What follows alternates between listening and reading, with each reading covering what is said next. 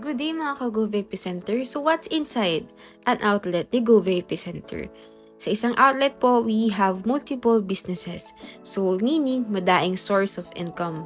Number one is bills payment. Sa bills payment, our partners are Bayad, EasyPay, and Multisys. So they are the biggest bills payment companies here in the Philippines. From electricity, water, internet, school tuition fees, credit cards, and government bills, cover po namin yan. And then we also have the remittance. We have local and international. For international, our partners, si Western Union, sa Cebuana Pera Padala, si LBC Pera Padala, meron kami yan. Si Palawan Express, meron din kami. And then for local, we have the GCash and Smart Padala. We also have the financial services kung saan all banks sa Philippines pwede po mag-withdraw and mag-deposit sa outlet mo. Meron po tayong portable ATM. So, pwede na sila doon mag-withdraw. They don't need to bumiyahe pa or maghanap pa ng mga machines to withdraw their cash or mag-deposit sa banks. And then, pwede rin po mag-open sa inyo na bank account kung Union Bank po ang gagamitin nilang bangko. And then, we also have the loading. So, airtime loading po, all networks pwede mag-load sa inyo. Even yung mga Meralco, Signal na niloloadan lang, pwede po yan.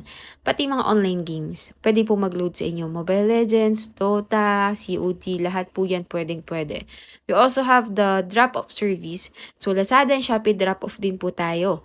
Ibig sabihin, yung mga online sellers po sa area nyo, pwede na sa inyong magbagsak ng mga orders sa kanila na parcels. So, hindi na nila kailangan pumunta sa Shopee Hubs para i-drop off doon yung mga parcels nila. And then, yung mga Shopee riders po na kailangan i-remit yung mga cash na hawak nila everyday kay Shopee, hindi na kailangan humanap ng mga office ni Shopee or authorized nyo na hubs to remit their cash. Sa inyo na lang din po. So, Shopee Remittance din ang isang Gove Epicenter.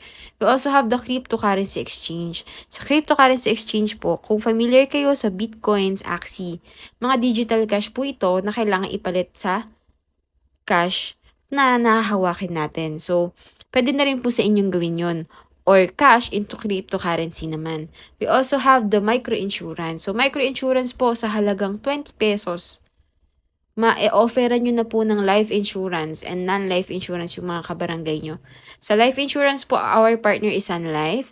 And then sa non-life po, para sa mga motorcycles or car, meron po tayong standard and CTPL insurance. Sobrang laking tulong po ito sa mga kabarangay nyo. Meron din po tayong airline ticket payments. So, pwede po magbayad sa inyo ng mga airline tickets like Cebu Pacific or Asia. Pwede rin po sa inyo mag-book ng hotels. So, partner po natin si Red Doors. So, meron po silang 400 plus branches nationwide. Pero direct partner po natin sila. So, pwede po kayong mag-offer ng hotel booking and airline ticket payments saan sa area nyo. Madami pa po tayong services na bago ngayon. If you want to know more our services, join po kayo sa free webinar namin. Kasi meron po kami ngayon napakagandang service na ginawa po namin para talaga sa mga Filipino. So, Filipino-made application, meron po kami nun.